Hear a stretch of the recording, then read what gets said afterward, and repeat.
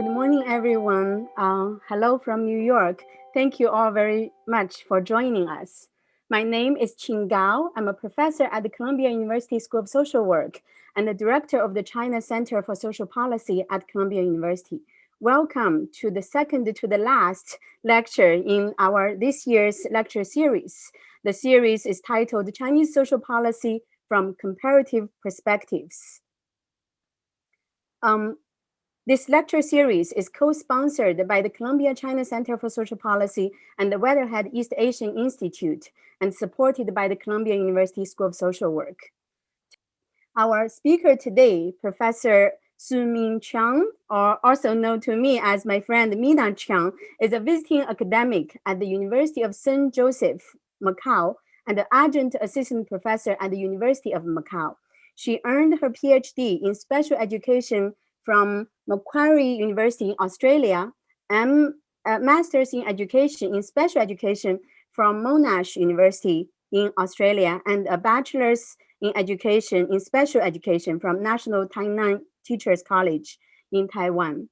Before embarking on her academic journey, Professor Chiang was a teacher and early education, special education clinician with many years of experience. Her research mainly focuses on individuals with autism and their families.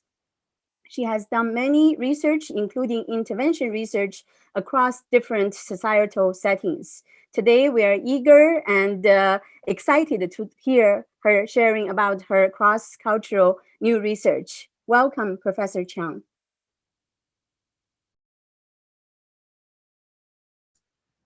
Thank you. Sorry, I forgot to unmute my microphone. So you can all hear me now? Is that okay? Okay. All right. So thank you for Tim for introducing me and offering me this opportunity to share my research and my working experience of working with Chinese parents of children with autism. So today I'm going to share one of the study I conducted before the pandemic starts on parenting needs of Chinese parents of children with autism. So what I'm trying to do is I try to share my screen so you can see my PowerPoint slides. Okay. Okay, I think it's on now. So I just need to move to the very first page. Okay, here we go.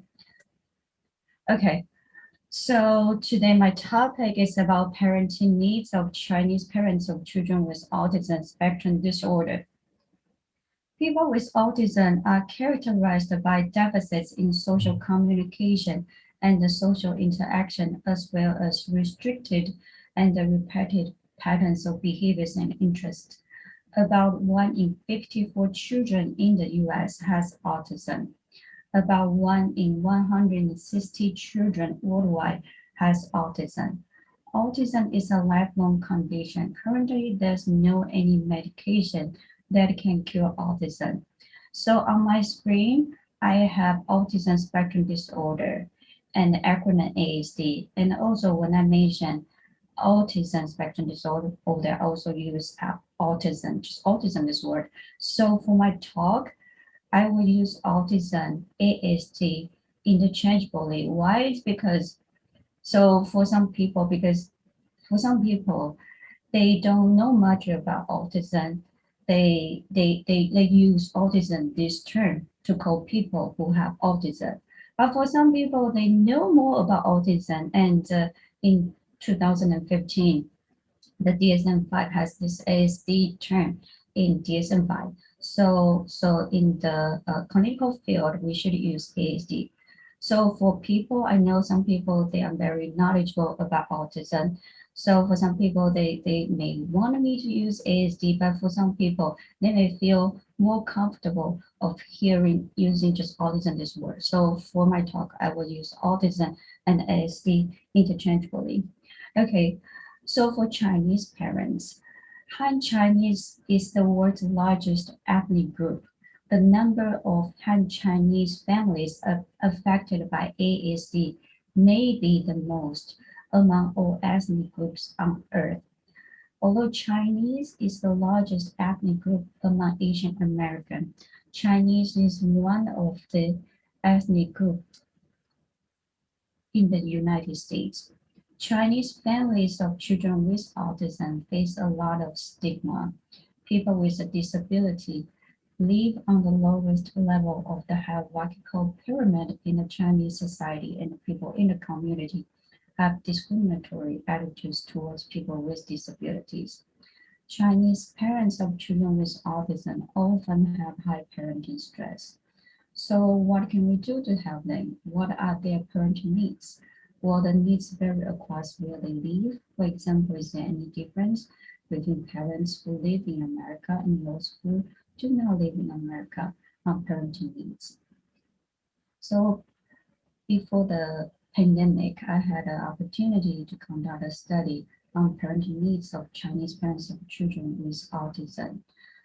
So for this study, I recruit participants from America, Macau, and Taiwan. You probably wonder why these three places. It's because I've lived in these three places in the past. And so it's because I've lived in these three places and I know the parents, know the system. So so I'm wondering, perhaps there would be some differences in parenting needs or parenting stress among the parents in these three places. So that's why I conduct a study to find answers to my questions. So for this study, I recruit participants from these three places through local organizations serving families of children with autism. And I use a parenting needs survey that I designed for the purpose of this study. So for this study, a total of 94 parents participated in this study. Across parents from these three places, the mean age was 45 years. The majority of the participants were mothers, and they had a high school or less degree. 50% of the participants were self-identified as low-income parents. However, there were some parents who self-identified as high-income parents participated in this study. For example, 60% of the parents in Macau self-identified as high income, and 12% of the parents in America self-identified as high income parents. Okay, and then 52% of the participants were self-identified as they were currently employed during the time of the survey. The majority of the participants had their parents help take care of their child. 52% of the participants understood how a person is affected by autism. However, about 72% of them did not know what autism is before their child's diagnosis. 54% of the parents had a high level of stress as compared to other parents who do not have a child with autism. 53 of the parents had a medium level of quality of life as compared to parents who do not have a child with autism. About 9 in 10 parents worried about the future of their child with autism. 82% of parents had at least one friend to talk to when needed. 85% of parents had a good understanding, had a good relationship with spouse. 70% of the parents had ever attended a parent support group. Compared to parents from Macau and Taiwan, a higher percentage of American parents had grandparents help take care of grandchildren with autism, had a good relationship with spouse, and had ever attended a parent support group. Parents were asked about the characteristics of their child with autism. The mean age of the child with autism of the parents across 3 places was 9 years. The majority of them were boys. The average age of autism diagnosis was 2.5 years. 52% of the children had moderate symptoms of autism. 71% of the children had low level of communication skills. 85% of the children had low level of social skills. 55% of the children had low level of daily living skills. 60% had low level of academic skills. 80% had behavior issues. 86% had mild to moderate level of restricted and repeated patterns of behavior and interests. 72% of the children had an IEP or IFSP. 52% of the children attended special school for students with disabilities. 78% of the children were educated in self-contained classrooms. 69% of the children did not have at least one friend with typical development. About 80% of the children had ever received supports and benefits from government where they live. Compared to children from Macau and Taiwan, a higher percentage of American children had IEPs or IFSPs, and a lower percentage of American children had been reported to have behavior issues. Parents were asked whether they need support services to help them decrease parenting stress and improve parenting skills. 85% of the parents across 3 places indicated that they need support services for decreasing parenting stress, and 89% of the parents needed support services for improving parenting skills. Although the percentages across the 2 items among the 3 groups varied, but there was no significant difference among parents from the 3 groups in these 2 areas. So for the parents, they indicate they needed support services to help them decrease parenting stress. They were further asked how they would like to receive the support services. They were given 3 choices: visiting a clinical professional, attending a parent support group, and asking help from family and friends. More than 60% of the parents across the 3 places indicated they wanted to visit a clinical professional, attend a parent support group, and ask help from family and friends. Compared to parents from Macau and Taiwan, a lower percentage of parents from America wanted to attend a parent support group and ask help from family and friends. So for the parents who indicated that they wanted to receive support services to help them improve their parenting skills, they were further asked how they would want to receive the support services. They were given the same 3 choices: visiting a clinical professional, attending a parent support group, asking help from family and friends.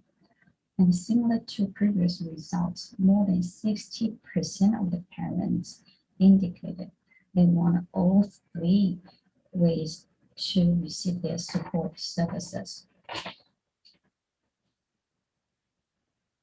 And for the parents from Macau and Taiwan, as we can see from this graph, is that every one of them wanted all these 3 ways to get their support services compared to parents from America.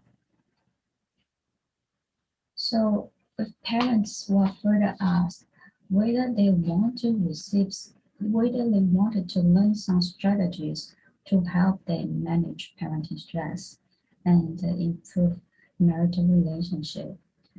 93% of the parents across the three groups say that they wanted to learn parenting stress management strategies.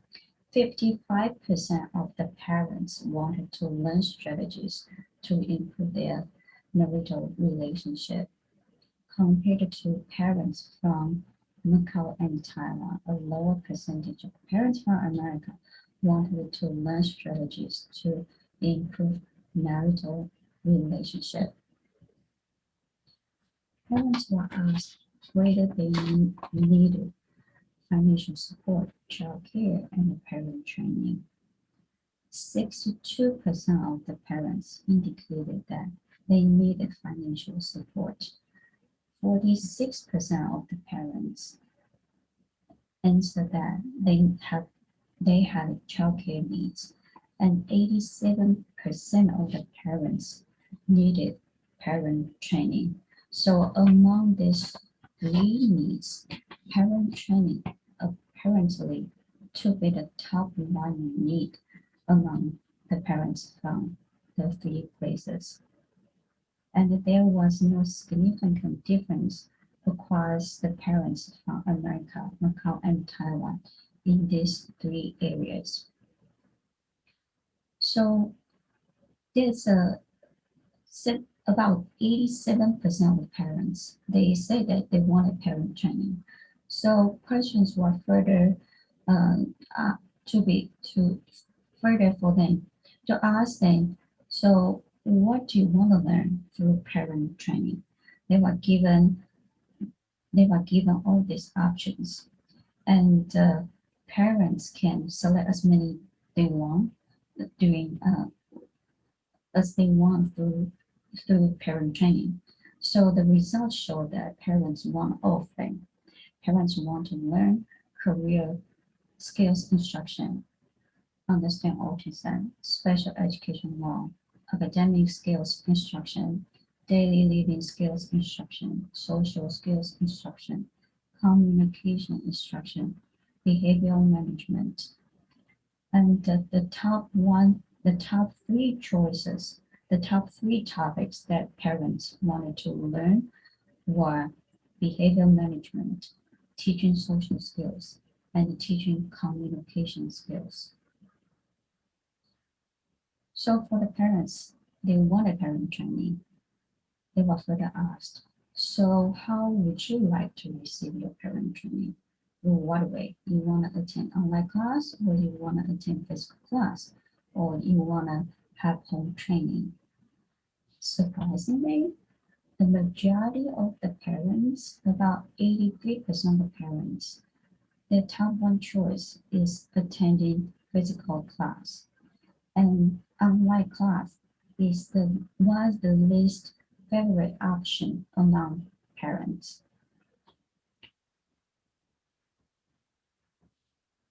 Sending children to after-school program is very popular among Chinese parents. So for my participants, I asked them, do they want to send their kids for after-school programs? So 79% of the parents answered yes. They want to send their child with autism to after-school program. So for the parents, they answered yes. I further asked them, so then what do you want your child to learn through after-school programs? They were given all these options, and again, they can select as many as they want. So for parents of Chinese children with autism, they want their children to learn music, daily living skills, computer, arts, dance, martial arts, social and communication skills, sports, academic skills. And among all of these topics that they want their kids to learn, the top three skills they want their kids to learn were social and communication skills, daily living skills, and music. So yeah, sorry, I I quickly go through all the data because I worry about the time. So now I will slow down a little bit and I will focus on the key findings from all the data that I gathered from my study. So as I said, I have lived in America, Macau, and Taiwan.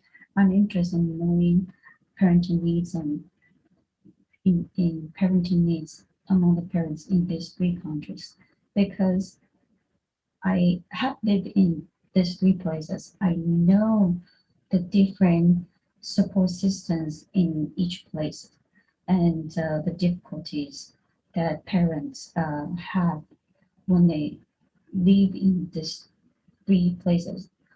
So, so originally, I thought that living in America would give parents less stress or less needs, better quality of life because good support system and special ed in America. However, my finding did not indicate that. So my findings showed that living in America was not associated with parenting stress, parenting needs, quality of life, or worrying about child's future. Even though Chinese is one of the ethnic minority groups in the US, the percentage of the parents who had low or medium level of quality of life in America was not higher than that in Macau and Taiwan. And even though America has good special education and support services, the percentages of the parents who had a higher level of parenting stress and worried about child's future were not higher than that in Macau and Taiwan. In fact, nearly all parents from America, Macau, and Taiwan worried about their child's future. I found this findings very sad. Doesn't matter where the Chinese parents live, they all worried about their the future of their child with autism. It seems that all the support services that have been given to these families are not enough to ensure that their kid will be all right. Again, I feel this sad ways because, as I said, that I have a lot of experience working with Chinese parents of children with autism, and yeah, some parents they were happy. They say having a child with autism is a blessing from God. However, however, some parents they told me they asked me that is there anything that they're wrong, so they were punished to have a child with autism, and so they have this kind of different thoughts, and and and as a as a as a clinical professional, I try to support them as I can. However, I feel that we should figure out ways to create an environment where at least the majority of the parents of children with autism do not worry about their child's future. Um, because the limited time I have for today, so there was some data I did not show. One of the data I have is that I asked them if they have multiple children, do they worry about the future of their other children without autism? You know, the majority of them do not worry about the future of their child without autism. But the majority of the parents, they do worry about the future of their child with autism. So this really says something. It's that we should do more to support parents because these worries these worries can have dramatic impact on their family relationship and on parents' health.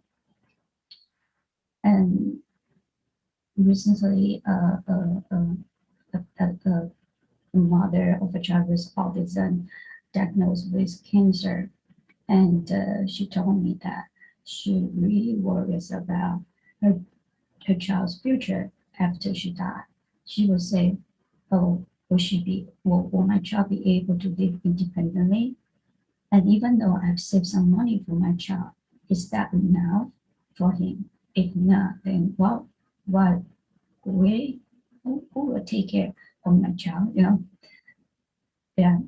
And so, and I get too emotional, yeah, and yeah. So every time I heard about this, I just feel sad. I think that we should really do more. So parents, they don't need to worry about their child after they die. Yeah, I'm sorry. I don't know. I got so emotional. Okay, all right. I should move on to the next slide. And okay, living in America was associated with spouse relationship. The ethnic minority status is positively associated with marital relationship compared to parents from Macau and Taiwan. A significantly higher percentage of American parents had a good relationship with spouse. This finding is also interesting. I I think there could be two reasons to account for this finding. The first one could be that the ethnic minority status make Chinese American parents so determined that they have to have a successful marriage. They have to have a relationship so they can have a successful life in America. And then another reason could account for this is that it also could be that living in a society that is not dominated by Chinese culture positively benefits marital relationship. Having a child with a disability may make some parents feel lose lose face in Chinese culture. There's this mother that I've known in the past. She told me that she immigrated to America is because she doesn't want other people to know that she has a son with autism. She feels that living in America can hide this son, hide her son from being known by others. So she said that she feels it's better to live in America. However, there's this parent told me that after immigrating to America, she feels disappointed about the support services she has received. And then one of the reasons she feels disappointed is that she wanted her daughter to be educated in general education classroom. However, the district insists that the child has to be in a self-contained classroom. And also she feels that she doesn't have good English speaking skills to communicate with the school that her child is assigned to get the best support like she can get for her child. So there are some parents really love living in America, feel that the freedom in America save their marriage. But there are some parents they don't like America, so they decided they want to go back to China. Anyway, so in terms of one reason that could account for this finding is that living in the U.S. may save parents from some uncomfortable situations. So the uncomfortable situation could include some people say some unpleasant things behind parents. For example, parents would tell me that uh, um, her mother-in-law told her that she is not a good wife. She's not a good mother. Why? It's because first she produced this child with autism, and second, she doesn't know how to teach this child with autism, and this child is the only son they have, and so this mother told me she cannot continue to live with her in-law. She just feel that every day this kind of conversation gives her a lot of pressure. So that's why, as I said, that perhaps living in the U.S. away from Chinese culture saves some parents their relationship, their marital relationship. Okay, and the next one, living in America was associated with child's behavior issues. About 8 in 10 children in my study had been reported by parents as having behavior issues. A higher percentage of parents from Macau and Taiwan reported that their child had behavior issues as compared to the data reported by American parents. Different societies have different expectations toward children's behaviors. Parents in different societies have different behavior expectations for their child. Children in Macau and Taiwan are expected to behave well. What do I mean by behave well? Behave well means that students cannot say any word unless teachers call them to say something in Macau and in Taiwan's classrooms.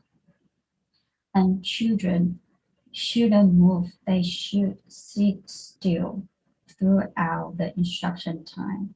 If they keep going or run, they will be punished. They will be called. The teachers will call them out and ask them to to be away from the classroom and to get some punishment.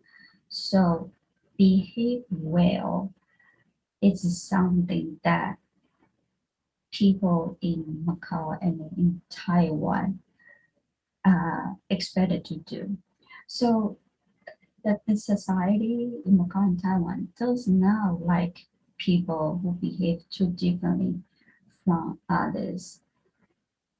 Yet in Yet, if there's someone who does or says something so differently from others in Macau and Taiwan, I really believe this person, people really will keep looking at this person and say, what's wrong with the person? Yeah. So the result from my study that more parents from Macau and Taiwan reported children having behavior issues should not be interpreted as more children from Macau and Taiwan had more severe behavior issues. It should be, from my point of view, should be interpreted as social norm differences. About 80% of the parents across America, Macau, and Taiwan wanted to send their child with autism to after-school programs. However, the truth is that it is very, very difficult for parents in America, Macau, and Taiwan to find an after-school program that can accommodate children with autism. If parents are lucky to find one, they typically need to pay more. Chinese parents typically have high expectations on their child. I mean, typically, not everyone. The parents in my study also had a high expectation on their child with autism. They wanted their child to learn editing skills, computer, dance, arts, martial arts, social and communication skills, sports, and academic skills. These are far beyond what their child learned in school through special education. Is it easy for them to find teachers who can teach their child all of this? Of course not. No one teacher can teach all of this. parents need to look for individual teachers who can teach individual subjects. However, it is difficult for them to find an instructor who is specialized in one of the areas and knows how to teach children with autism. I have many parents ask me to introduce them some like music teachers, art teachers, or after school programs. They say they want their child to learn all this and they don't want to send their kids to ask me, do I know anyone? You know, I have heard these questions a lot, but to be honest, I I don't know that many people who can do all of those. I used to ask my students to teach parents. Some of my students they are good in art, so I asked whether they would want to do a part-time job. Some of them did, but after they graduated, after they become teachers, they don't want to do this anymore. So, so as I said, it's really not easy to find teachers who is good in their specialized areas and also know how to teach children with autism. So hopefully in the future, there will be more professionals in these areas who know how to teach children with autism. About 1 in 2 parents did not understand how a person is affected by autism. I say this again. About 1 in 2 parents did not understand how a person is affected by autism. The percentage is quite high. So when we work with parents of children with autism, we should not assume that parents know their child with autism. No, they don't know. And in fact, many of them, about 72% of them, they don't know what autism is until their child's diagnosis. So they don't know what autism is because their child get diagnosis of autism. They begin to learn what autism is. So working with parents of children with autism requires constantly providing them information about autism and explaining to them why their child has particular behaviors. So for the parents I've worked with in the past, they all have my contact information. They can WeChat me, WhatsApp me, Skype me. Anyway, they know how to find me. So a lot of times I will get information, I will get a message like this. My child just filed with me for this. Can you explain to me why he has this behavior? I really don't understand. And so many times I have to get involved and to explain to parents why their child doesn't seem to understand or why their child is is against them in some ways. For example, this mother wanted this this boy to clean his bathroom, and so so what's the problem? So she told me every time she told him to clean bathroom, he would yell, he would throw a tantrum, and then he will fight back. And then so I asked the mother, so do you know why? And then she was asking me, she was saying that if I know, then why do I contact you? Yeah, sorry, wrong question. So I asked her, so have you ever told him how to clean bathroom? Or you just tell him to clean the bathroom and you assume then after you tell him, he will then know how to clean bathroom. And then she would tell me, say, oh yeah, you're right. I just told him to clean the bathroom, but I have never told him how to clean bathroom. So I say, yes, so then you know why he why he is angry, why he 14 times, because you told him what he should do, and he knows he should listen to you.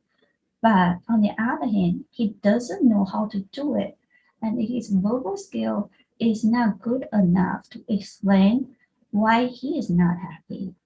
And so you look at his behavior and then you thought he's fighting you.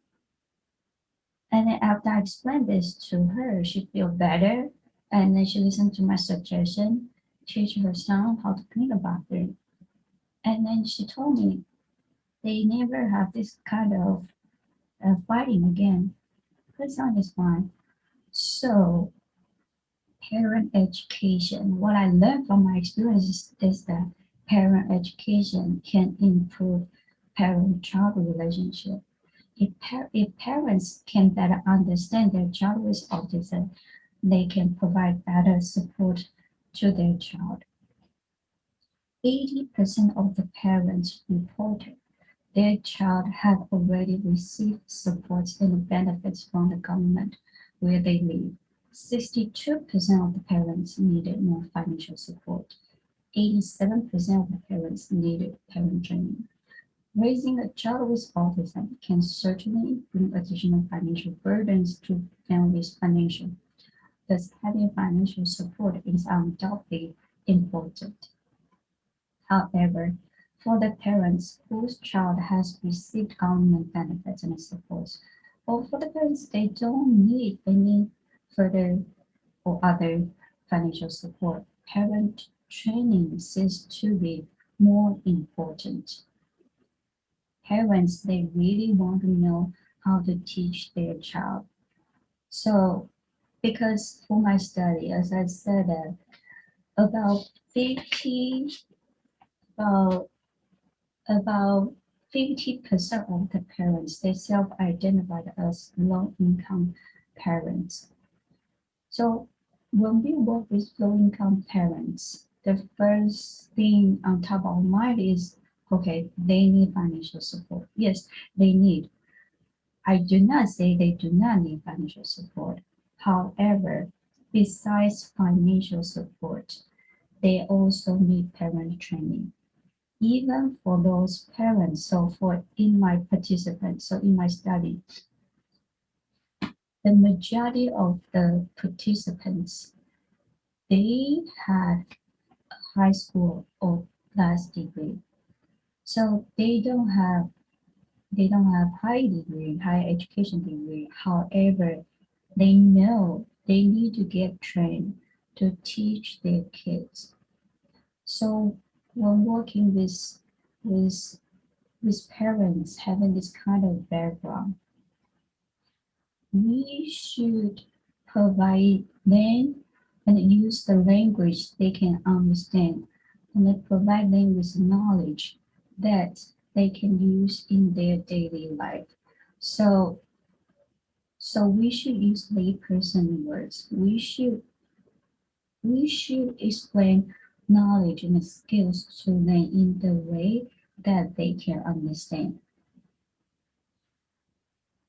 85% of parents said that they need support service for decreasing parenting stress. 89% of parents needed support services for improving parenting skills. Okay, the percentage is very, very high. Okay, then questions. Who should they talk to receive these services? Who should they provide them these services? Where can they receive these services? The truth is that limited services are available to parents in America, Macau, and Taiwan. Most of the support services are for their child with autism, but not for parents. More efforts should be devoted to support parents because parents are very important in in educating children with autism. And I want to increase the increased awareness of providing support to parents. Why? It's because so in Taiwan and Macau and America, I have provided parent support services to to families. And through my experience, there were some times I found I, I I was the only one, or I was the first one to do this. And so in the beginning, it's not easy to start this type of services, because I remember when I first moved to Macau, I communicated with some local organizations about what I wanted to do. And I remember their responses were, what did you say? You want to provide services to parents, not to kids? I say, yes, for parents, not for kids. And then they asked, why do I want to do that? I should provide services to kids, but not to parents. So I need to explain to them, say, they, from my experience, they do have learning needs, and they have high parenting stress. We need to take care of them. We also need to do something to help them. And and yeah, so I remember I need to go through all of this to the organizations that I have contact with. But luckily at the end, we all successfully offered some parent support groups. So that's why I said that we need to do more to provide support services to parents. Parent training and education programs can reduce parenting stress. So I had conducted a study examining a parent education program on reducing parenting stress and increasing quality of life in Chinese American parents of children with autism. And I found that such a program can produce positive effects. So I learned the needs for such a program is very high among Chinese parents of children with autism. So in the past, for those organizations, they provide services to families. They have done this before. They they they did not know there's a such need. But after we started to do something, we just realized, the needs is quite high. So they just have never thought about that. So so so we should do more to create more such a program for parents. And parents, they not only learn knowledge and skills through such program, they also make friends. And this is important. Why? It's because about 18% of the parents from Macau, America, and Taiwan, they not have at least a friend to talk to when needed. This finding is concerning. Why? It's because this can have a serious impact on parents' mental health. Some Chinese parents, I know, they prefer not to have friends. Okay, I respect that. A parent told me that she feels everything is fine. She doesn't want friends. She just feels fine. I said, okay, all right, I respect you. But for some parents, they wanted to have friends, but they can't, or they don't know how. What I mean, they can't. So this parent told me that she lived with her in-laws and her in-laws' parents. So 4 generations living under the same roof. I said, wow, 4 generations. That's very impressive. And she said, yeah, but so that's why I don't have any freedom.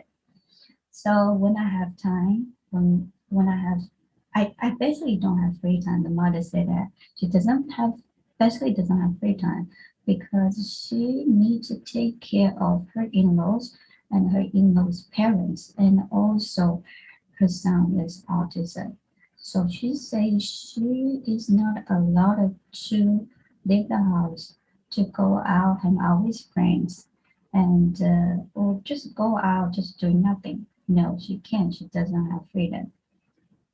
And there are some parents they want to have friends, but they don't know how. Why? It's because they were the first generation of immigrants. they have limited social circles. Basically, they only social with their family members. That's it. So they don't have any friends. So what can we do to help parents who want to have friends but can't or don't know how? So for the parents, they say they can't.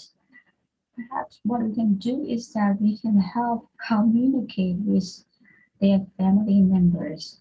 Yes, communicate with their family members. This is something that as Chinese, that people would tell you not to do that. People would say you don't get involved in other people's family. But since I work with family, with parents, and I'm the person. If parents told me they have some problems, I always try to help them. So this one time that this parent said that she had a lot of difficulty from her in-laws, um, taking care of her son and also her freedom making friends with others. So one time I told her, say, how about we invite your in-law to our parent support group? And she say, are you sure you want my in-laws to be there? I say, yeah, so I can get to know your in-laws, so that then I can find a way to help you communicate with your in-laws. And in the beginning, the experience was not good. So in the beginning, the grandmother came in with an angry face. She didn't like me. She said I shouldn't tell her. I shouldn't say something like, uh, "We do best. Kids learn more." She said, "No, no, no. That's not allowed in her family." She said because they only have this son, so they should do more for this son. And so when she said do more, I say, so what do you mean by do more? So she said that there she her grandson doesn't need to use any utensil to eat. When her grandson is hungry, they will feed him. So I say, so okay, so what do you expect you to do this for how long? Like for how long you can do this? She said, as long as she's alive. And I just say, okay, that's interesting. Anyway, so we had a lot of interesting conversations, and in the beginning, I thought that she probably would just attend one class and then she wouldn't show up. I don't know why. Interestingly, that she kind of enjoyed having quarrel with me. So she keeps coming back, coming back, coming back. And at the end, you know what? I changed her mind. She's at the end. She told me I was right. So that's why I was saying that we maybe we can do something to help parents to communicate with their family members, and that and that this is important. Why? Let's go back to this finding for Chinese parents. A high percentage of them, they say they get help. They ask help from family and friends. So if they don't get the right knowledge or the right help from family and friends, then it's not good. So if we provide parent support group to parents, we could also allow them or tell them that they can bring their family members and friends to come to the program so everyone can have the same concept on educating the child with autism. Okay, and now that's back to this slide. So for the parents who do not know how to make friends, we can invite them to attend parent support groups. If there's no such a group in your community, try to create one. Really try to create one. Believe in me that this really, after you do this, you will find that this is very rewarding because you not only help parents, you also learn a lot from them. Really, I learned a lot from this parent.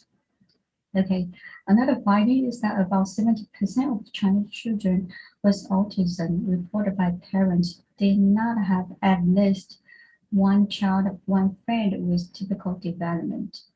This is also concerning. Why? It's because having friends with typical development can have positive impacts on social communication development and adult outcomes. So what can we do to help?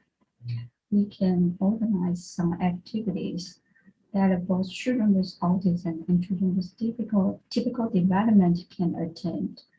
And also we can educate children with typical development how they can be friends with children with autism. And one of the reasons why many of them do not have friends with typical development, one of the reasons is because of this. I want to go back to the data, one of the data slides. It's here. So as you can see that the majority of the children with autism, they were placed into self-contained classrooms. What does this type of classroom mean? It means that in this type of classroom, every student has a disability. There's no any child with typical development in this type of classroom. And few of them were placed into general education classrooms. So in general education classrooms, children with autism have classmates with typical development. So because the majority of the students, the majority of the Chinese children with autism were placed into the self-contained classrooms. So the result is that they many of them they did not have at least a friend with typical development. So another way to increase them to have uh, friends with typical development is to find a way to have them to be educated with students without disabilities. Oh yeah, I think I should finish here. I Yeah, Chin gave me 40 to 45 minutes. I think I go over. Okay, all right. So I wanna last but not least, I wanna make some announcement. I wanna thank all the organizations in Macau, Taiwan, and in New York help me to recruit my recruit participants. And I want to thank University of Macau to fund my study. Okay, thank you. I want to thank you again for spending all this time with us, sharing your expertise and your care. I think many parents can feel you really care about and are deeply devoted to this topic and to these families. Thank you very much for your expertise. And thank you to our audience members for joining us and staying with us today. Thank you, Professor Chiang. Thank you. Take care, everyone. Thank you. Thank you.